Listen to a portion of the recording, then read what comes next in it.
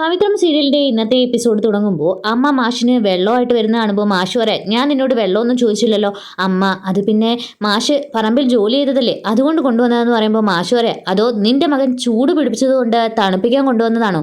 മാഷ് വെള്ളമായി കുടിക്കുമ്പോൾ അമ്മ പറയുകയാണ്, മാഷിന്റെ ശിഷ്യന്മാരെ ഇങ്ങനെ പൊക്കി പറയുമ്പോഴും അവനെ കുറ്റപ്പെടുത്തുമ്പോൾ അവനെന്തെങ്കിലും തോന്നില്ലേ, അതുകൊണ്ട് മാത്രമാണ് അവൻ ഇത്രയും സംസാരിച്ചത്. ഇത് കേട്ടിട്ട് മാഷ് പറയുകയാണ്, പിന്നെ ഞാനെന്ത് വേണം? ആ ശ്രീനിവാസനെ വീട്ടിൽ കയറ്റിയിരുത്തണോ? അയാളെ സൽക്കരിക്കണോ? അവൻ പറഞ്ഞത് ശരിയാ, ജയിച്ചവർ മാത്രമല്ല ഈ ലോകത്തുള്ളത്, തോറ്റവരാണ് ഏറ്റവും കൂടുതൽ. പക്ഷേ ജയിച്ചവരുടെ ചരിത്രം മാത്രമേ എല്ലാവരും ശ്രദ്ധിക്കൂ. തോറ്റവർക്കും ഒരു ചരിത്രം ഉണ്ടാവും, അതാരും ശ്രദ്ധിക്കാൻ പോകുന്നില്ല. എല്ലാവരെയും പഠിപ്പിച്ച് ഇത്രയും വലിയ നിലയിലാക്കി എന്നെ നാട്ടുകാർ കളിയാക്കുന്നത് എന്താണെന്നറിയോ? സ്വന്തം മക്കളെ വളർത്താൻ കഴിവില്ലാത്ത കഴുതയെന്ന. അത് തന്നെയാണ് ആ കുട്ടി ഇന്ന് എന്റെ മുഖത്ത് നോക്കി പറഞ്ഞതും. ഇത് കേൾക്കുമ്പോൾ അമ്മ പറയുകയാണ്, വേദ അങ്ങനെ മാഷിനെ തള്ളി പറഞ്ഞതൊന്നുമല്ല, മാഷിനെ കുറ്റപ്പെടുത്തിയിട്ടുമില്ല. മാഷ് കാര്യങ്ങൾ കുറച്ചുകൂടി നോക്കി എന്നെ ഉദ്ദേശിച്ചുള്ളൂ. അപ്പൊ മാഷു പറയാണ്, നിനക്ക് എന്താ തുറന്നു പറയാനുള്ളത്? നീ കൂടി പറ. എല്ലാവരും എന്തായാലും പറയാനുള്ളതെല്ലാം പറഞ്ഞു കഴിഞ്ഞു. അപ്പോൾ അമ്മ പറയുകയാണ്, മാഷിന്റെ ഉള്ളിലുള്ള സ്നേഹം പുറത്തു കാണിക്കുന്നില്ല, ദേഷ്യം പുറത്തു കാണിക്കുന്നത് മറ്റൊരു ഭാവത്തിലാണ്. മാഷിന് അവരോട് വെറുപ്പും പകയും ഉള്ളതുപോലെയാണ് മാഷിന്റെ പെരുമാറ്റം. മാഷിന്റെ ഇത്തരത്തിലുള്ള രീതി മാറ്റണം എന്നാണ് ആ കുട്ടി ഉദ്ദേശിച്ചത്, വേറൊന്നും മാഷ് അതിൽ കണക്കാക്കണ്ട. ഇത് കേൾക്കുമ്പോൾ മാഷ് ചോദിക്കുക, എനിക്ക് എന്റെ മക്കളോട് പകയാണോ? നീ എന്നെക്കുറിച്ച് അങ്ങനെയാണോ വിചാരിച്ചിരിക്കുന്നത്? അപ്പൊ കമല പറയുകയാണ്, ഞാനല്ല മാഷെ, വാക്കിനേക്കാൾ മൂർച്ചയുള്ള ഒരു ആയുധം ഇല്ലെന്നല്ലേ പറയുന്നത്, അതുപോലെ തന്നെയാണ് മാഷിന്റെ വാക്കുകളും. ചിലപ്പോൾ ചിലരിൽ മുറിവുകൾ ഉണ്ടാക്കും, അത് ഉണങ്ങാൻ പാടായിരിക്കും. അത് തന്നെയല്ലേ വിക്രമിന്റെ കാര്യത്തിൽ നടക്കുന്നത്. മാഷിന്റെ കണ്ണിൽ നിന്ന് കണ്ണീര് വരുന്ന കാണുമ്പോൾ കമല പറയാം, മാഷെ ഞാൻ വേറൊന്നും ഉദ്ദേശിച്ചിട്ടില്ല. അപ്പോൾ മാഷ് പറയുകയാണ്, നീ എന്താ വിചാരിച്ചിരിക്കുന്നത്? 3.5 പതിറ്റാണ്ട് നീ എൻ്റെ കൂടെ ജീവിച്ചിട്ട് നീ എന്നെ ഇങ്ങനെയാണല്ലോ മനസ്സിലാക്കിയിരിക്കുന്നത് ആലോചിക്കുമ്പോൾ എനിക്ക് സങ്കടം സഹിക്കാനാവുന്നില്ല. എൻ്റെ മനസ്സ് ഒരു കരിങ്കല്ല് പോലെയായി, അതിൽ മക്കളോടുള്ള ദേഷ്യവും. അതുകൊണ്ടാണല്ലോ രാവിലെ തൊട്ട് വൈകിട്ട് വരെ അവർക്ക് വേണ്ടി കഷ്ടപ്പെടുന്നത്. ഇത്രയൊക്കെ പറഞ്ഞിട്ട് മാഷ് സങ്കടത്തോടെ ബാത്റൂമിലേക്ക് കയറി പോകുന്നു. എന്നിട്ട് ബാത്റൂമിൽ നിന്ന് ഷവർ ഓണാക്കിയിട്ടിട്ട് പൊട്ടി കരയുകയാണ്. അമ്മയും അതിനനുസരിച്ച് സങ്കടപ്പെടുന്നുണ്ട്. അടുത്തതായിട്ട് കാണിക്കുന്നത് എസ് ഐ സാബു ശ്രീകാന്തിനെ കാണാനായിട്ട് വരുന്നു. ശ്രീകാന്ത് ചോദിക്കുകയാണ്, താൻ എന്തൊക്കെയാണോടെ ചെയ്തു വെച്ചിരിക്കുന്നത്? അപ്പോൾ സാബു പറയുകയാണ്, അത് പിന്നെ ഞാൻ പെട്ടെന്ന് അവനെ കൈ കിട്ടിയപ്പോൾ ഒന്നും ചിന്തിക്കാതെ. അപ്പോൾ ശ്രീകാന്ത് പറയുകയാണ്, അവളെ ഒന്നും നീ ചെയ്തിട്ടില്ലല്ലോ? അപ്പോൾ എസ് ഐ പറയുകയാണ്, ഞാൻ അങ്ങനെ എന്തെങ്കിലും ചെയ്യോ? പിന്നെ മാഡം കൂടെ ഉണ്ടായതുകൊണ്ട് ആ ലൈവ് പോയി എല്ലാവരെയും അറിയിച്ച് ആകെ പ്രശ്നമായത്. അവനെ കൈ കിട്ടിയതായിരുന്നു, എന്തെങ്കിലും ഒന്ന് ചെയ്യായിരുന്നു. പക്ഷേ അവിടെ മാഡം തന്നെ ഈ പ്രശ്നങ്ങൾ ഉണ്ടാക്കിയത്. അപ്പോൾ ശ്രീകാന്ത് പറയുകയാണ്, അവൾ കൂടെ ഉള്ളപ്പോൾ തന്നോട് ആരാ അവനെ പിടിച്ചു നിർത്താൻ പറഞ്ഞത്? അപ്പോൾ എസ് ഐ, അത് പിന്നെ അവനെ കൈക്ക് കിട്ടിയതല്ലേ, ഞാൻ സാറിന് വേണ്ടിയതല്ലേ ഇതൊക്കെ ചെയ്യുന്നത്. പിന്നെ എനിക്ക് അത്യാവശ്യമായിട്ടൊരു കാര്യം പറയാനുണ്ട്. അന്നത്തെ ആ പ്രശ്നത്തിൽ എനിക്ക് സസ്പെൻഷൻ വരേണ്ടതാ. ഇടപെട്ട പിന്നെ മാഡത്തിൻ്റെ ആ കേസൊക്കെ എങ്ങനെയെങ്കിലും പിൻവലിച്ചത്. മാഡം അതിൽ കേസ് കൊടുക്കാനായിട്ടിരുന്നതാ, സാറാ ആ കേസ് തിരിച്ചു വിട്ടത്. അതുകൊണ്ട് എങ്ങനെയെങ്കിലും CI ഒന്ന് ഒതുക്കണം, അതിന് കുറച്ച് ക്യാഷ് ഇറക്കേണ്ടി വരും. അപ്പോൾ ശ്രീകാന്ത് പറയാം, താനും തൻ്റെ CI ആയിട്ടുള്ള പ്രശ്നത്തിന് ഞാൻ ക്യാഷ് ഇറക്കണം, അതിന് താൻ ഇറക്കണം. അപ്പോൾ SI സാബു പറയുകയാണ്, അല്ലെങ്കിൽ ഞാൻ സാറിൻ്റെ അച്ഛനെ ഒന്ന് കണ്ടാലോ? അപ്പോൾ ശ്രീകാന്ത് പറയാം, നീ എന്താ എന്നെ ഭീഷണിപ്പെടുത്തുകയാണോ?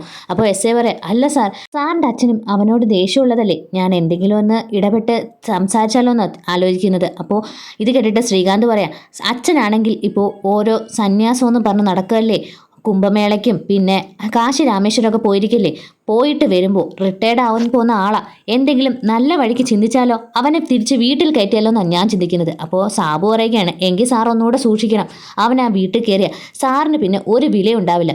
അതിനെല്ലാം നല്ലത് ആ CA നമ്മുടെ കൂടെ നിർത്തുന്നതാ. അപ്പോൾ ശ്രീകാന്ത് പറയാം, ശരി, കാശ് ഞാൻ അക്കൗണ്ടിലേക്ക് ഇടാം. അപ്പോൾ SI, വേണ്ട, ഞാൻ വേറൊരു അക്കൗണ്ട് നമ്പർ പറയാം, അതിലേക്ക് ഇട്ടാൽ മതി, എന്തായാലും സേഫ്റ്റി നോക്കണമല്ലോ. അപ്പോൾ ശ്രീകാന്ത്, എങ്കിൽ നേരിട്ട് തന്നെ ക്യാഷ് തന്നേക്കാം, താൻ വൈകിട്ട് വീട്ടിലോട്ട് വായെന്ന് പറഞ്ഞിട്ട് ശ്രീകാന്ത് അവിടെ നിന്ന് പോകുന്നു. അടുത്തതായിട്ട് കാണിക്കുന്നത് വേദ പാലുമായിട്ട് വിക്രമിന്റെ അടുത്തേക്ക് വന്നിട്ട്, ദാ ഇത് കുടിക്കേ. അപ്പോൾ വിക്രം പറയും, ഇതെന്താ? എനിക്കൊന്നും വേണ്ട, അമ്മ തന്നു വിട്ടതാണെന്ന് വേദ പറയുമ്പോൾ വിക്രം വേണ്ടാന്ന് പറയുമ്പോൾ പെട്ടെന്ന് വേദ പറയുകയാണ്, അങ്ങനെയൊന്നും പറഞ്ഞാൽ പറ്റില്ല, മരുന്ന് കഴിക്കുന്നതല്ലേ, ശരീരം നന്നായിട്ട് ഇളകിയിട്ടുണ്ടല്ലോ, ഈ മരുന്ന് കഴിച്ച് ഓക്കെ ആയിട്ട് വേണ്ടേ ശ്രീനിവാസിന് വേണ്ടി ഗുണ്ടാപ്പണിക്ക് ഇറങ്ങാൻ. ഇത് കേട്ടിട്ട് വിക്രം പറയാം, ഞാൻ എന്ത് ചെയ്യണ്ടെന്ന് തീരുമാനിക്കുന്നത് ഞാനാ, നീയല്ല. അപ്പോൾ വേദ പറയുകയാണ്, ശരി, നിങ്ങൾക്ക് വേണ്ടിയാ ഞാൻ ഇന്ന് മാഷിനോട് അത്രയും സംസാരിച്ചത്. അപ്പോൾ വിക്രം പറയാം, എനിക്ക് വേണ്ടി ആരും എൻ്റെ അച്ഛനോട് സംസാരിക്കേണ്ട, ഞങ്ങൾ അച്ഛനും മക്കളുള്ള കാര്യം ഞങ്ങൾ തന്നെ സംസാരിച്ച് തീർത്തോളാം.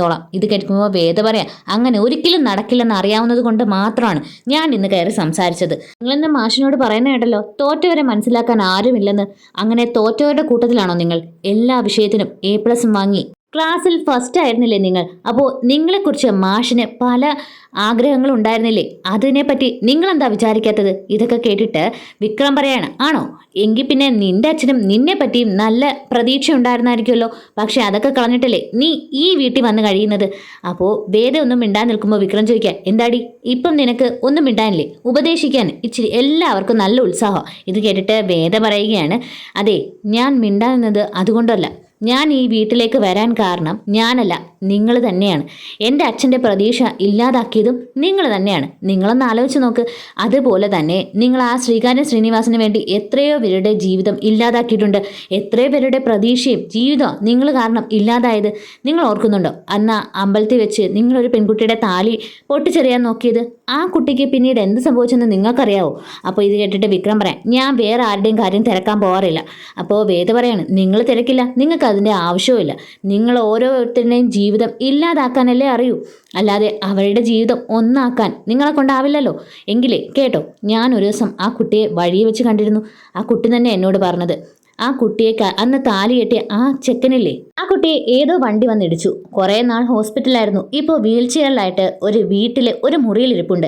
എന്താ, നിങ്ങൾക്ക് ഇതിനെപ്പറ്റി അറിയണ്ടേ? അപ്പോൾ വിക്രം പറയാം, എനിക്ക് ഇതിനെപ്പറ്റി അറിയേണ്ട ആവശ്യമില്ല. അപ്പോൾ വേദ പറയാം, നിങ്ങൾ അറിയണം. ആ പെൺകുട്ടിയുടെ കല്യാണം കഴിഞ്ഞു കാണുമെന്നല്ലേ നിങ്ങൾ പറഞ്ഞത്? എങ്കിലേ കല്യാണം കഴിഞ്ഞിട്ടില്ല. കുറേ കല്യാണം കഴിക്കാൻ അവരുടെ വീട്ടുകാർ നിർബന്ധിച്ചത്, പക്ഷെ അത് നടന്നില്ല. അത് വിഷം കഴിച്ചാണ് അവൾ എതിർത്തത്. ഇപ്പോൾ ഒരു വീട്ടിലെ ഒരു മുറിയിൽ ഏകാന്തമായിട്ട് അവൾ ആ മുറിയിലുണ്ട്. വിക്രം പറയാണ്, ഏതോ ഒരുത്തന്നെ വണ്ടി വന്നിടിച്ചതിൽ എനിക്ക് എന്താ കുഴപ്പമെന്ന് ചോദിക്കുമ്പോൾ വേദ പറയാ, അത് മനഃപൂർവ്വം വന്നിടിച്ചതാണെന്നാ കണ്ടു നിന്നവരെല്ലാം പറഞ്ഞത്. നിങ്ങളെ ആ ദൗത്യം ഏൽപ്പിച്ച ഏമാന്മാരില്ലേ, അവർ തന്നെയാ അവനെ ഇല്ലാതാക്കിയത്. എന്താ, നിങ്ങൾക്കിപ്പോൾ ഒന്നും മിണ്ടാനില്ലേ? നിങ്ങളെന്താ പറഞ്ഞത്? 18 വയസ്സായപ്പോഴേക്കും പൊട്ടബുദ്ധിയില്ലേ ഏതെങ്കിലും ഒരുത്തൻ്റെ കൂടെ ഇറങ്ങി തിരിച്ചെന്നല്ലേ നിങ്ങൾ അന്ന് പറഞ്ഞത്? എങ്കിലേ അങ്ങനല്ല. നിങ്ങളെല്ലാം കാരണം ഇല്ലാതായത് ആ പെൺകുട്ടിയുടെയും ആ ചെക്കൻ്റെയും ജീവിതമാണ്. ഇതുപോലെ ആലോചിച്ച് നോക്ക്, നിങ്ങൾ എത്ര പേരുടെ ജീവിതം ഇല്ലാതാക്കിയിട്ടുണ്ടെന്ന് ആ ശ്രീകാര്യം ശ്രീനിവാസന് വേണ്ടി. ഇനിയും നിങ്ങൾ ഇതിന് തന്നെ നടക്കണം. നിങ്ങളുടെ അച്ഛനെ മനസ്സിലാക്കാൻ നിങ്ങൾക്ക് ഒരിക്കലും കഴിവില്ല. ഇത്രയൊക്കെ പറഞ്ഞിട്ട് വേദ അവിടെ നിന്ന് പോയിട്ട് പുറത്ത് നിന്നിട്ട് വിക്രമനോട് പറയുകയാണ്, അതെ, മുത്തശ്ശി ചിലപ്പോൾ ഇപ്പോൾ വിളിച്ച് നിങ്ങളോട് ഞാൻ ഇവിടെ ഉണ്ടോ എന്ന് ചോദിക്കും. ഞാൻ ഉറങ്ങിയെന്ന് പറഞ്ഞേക്ക് എന്ന് പറഞ്ഞിട്ട് വേദ സിറ്റ് ഔട്ടിൽ ചെന്നിരിക്കുകയാണ്. വിക്രം വേദ പറഞ്ഞ കാര്യങ്ങളൊക്കെ ആലോചിച്ചുകൊണ്ട് ഇങ്ങനെ ഇരിക്കുന്നു. വേദ മനസ്സിൽ പറയുകയാണ്, വിക്രമിനെ ഒരിക്കലും ആ ശ്രീകാര്യം ശ്രീനിവാസനിൽ നിന്ന് അകറ്റാൻ പറ്റില്ല. അവർ തമ്മിൽ എന്തോ ഗാഢമായ ബന്ധമുണ്ട്. വിക്രത്തിന് കുടുംബത്തിന് കൂടുതൽ ചുമതലകൾ ഏൽപ്പിക്കണം. വിക്രത്തിനെ വീടുമായിട്ട് കൂടുതൽ അടുപ്പിക്കണം. എന്നാൽ മാത്രമേ ആ ശ്രീകാര്യം ശ്രീനിവാസനിൽ നിന്ന് വിക്രമിനെ അകറ്റാൻ കഴിയൂ. ദൈവമേ, അതിനെനിക്ക് വഴി കാണിച്ചു തരണേ എന്നിങ്ങനെ പ്രാർത്ഥിച്ചുകൊണ്ടിരിക്കുന്ന സമയത്ത് വേദയ്ക്ക് പെട്ടെന്നൊരു ഫോൺ കോൾ വരുന്നു. അത് ദർശനായിരുന്നു. വേദ ഫോൺ എടുത്തിട്ട്, ആ ഹലോ ദർശൻ, എന്താണെന്ന് വെച്ചാൽ പറയും. അപ്പോൾ ദർശൻ പറയാം, വേദയ്ക്ക് സുഖമാണോ? ഞാൻ ഈ സമയത്ത് വിളിച്ചത് ഒരു അത്യാവശ്യ കാര്യം പറയാനാണ്. അങ്ങനെ ഇവിടെ വെച്ചാണ് എപ്പിസോഡ് അവസാനിക്കുന്നത്. ആദ്യമായിട്ട് ചാനൽ കാണുന്നവർ സബ്സ്ക്രൈബ് ചെയ്ത് സപ്പോർട്ട് ചെയ്യാൻ കൂടി മറക്കരുത്. അടുത്ത അടിപൊളി എപ്പിസോഡിൻ്റെ റിവ്യൂ ആയിട്ട് കാണുന്നവരെ താങ്ക്